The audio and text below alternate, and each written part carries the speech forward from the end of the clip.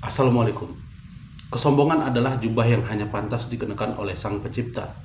Pada Mubasyirat Mimpi Muhammad Qasim, ujian terbesar bagi umat saat ini adalah kesombongan yang menjadi penghalang terbesar bagi umat manusia dari petunjuk Allah karena rasa bangga dirinya.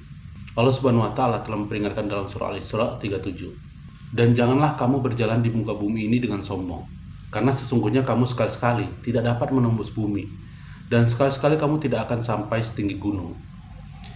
Inilah awal dari segala kehancuran, ketika manusia merasa lebih besar dari takdirnya. Ujian yang meruntuhkan keangkuhan.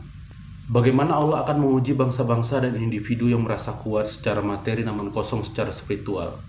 Mereka yang merasa tidak terkalahkan oleh teknologi atau kekuasaan akan dipaksa tunduk oleh keadaan yang di luar kendali manusia. Ujian ini adalah bentuk kasih sayang Allah agar manusia sadar akan kehinaannya. Rasulullah bersabda dalam sebuah hadis qudsi, hadis riwayat Muslim nomor 2620, kebanggaan adalah kainku dan keagungan adalah pakaianku. Barang siapa yang menyaingi aku dalam salah satu dari keduanya, maka aku akan menyiksanya. Di akhir zaman, fitnah akan menyaring siapa yang benar-benar bertauhid dan siapa yang diam-diam menuhankan egonya atau kelompoknya sendiri. Mereka yang sombong akan merasa sesak, sementara yang rendah hati akan menemukan ketenangan. Mengapa ujian bagi orang sombong begitu berat? Karena kesombongan adalah benih yang menutup pintu surga. Sebagaimana sabda Rasulullah, tidak akan masuk surga orang yang dalam hatinya terdapat sebesar biji sawi dari kesombongan.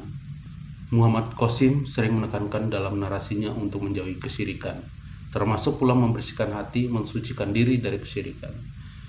Allah berfirman dalam surah Al-A'raf ayat 146, Aku akan memalingkan orang-orang yang menyombongkan dirinya di muka bumi tanpa alasan yang benar dari tanda-tanda kekuasaanku. Ujian yang datang adalah cara Allah memalingkan hati orang yang sombong dari cahayanya, kecuali jika mereka bertobat.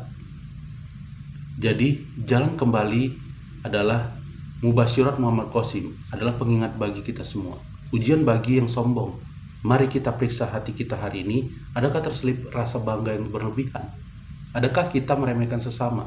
Kembalilah kepada kerendahan hati, karena hanya dengan menjadi hamba yang kecil di hadapan Allah, kita akan menjadi besar di bawah naungan rahmatnya saat badai akhir zaman melanda. Semoga kita tidak termasuk orang-orang yang disesatkan oleh kesombongan kita sendiri.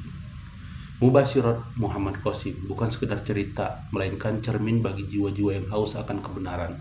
Namun pesan ini akan selalu membentur dinding keras bagi mereka yang merasa telah sampai pada puncak ilmu, namun kehilangan kerendahan hati.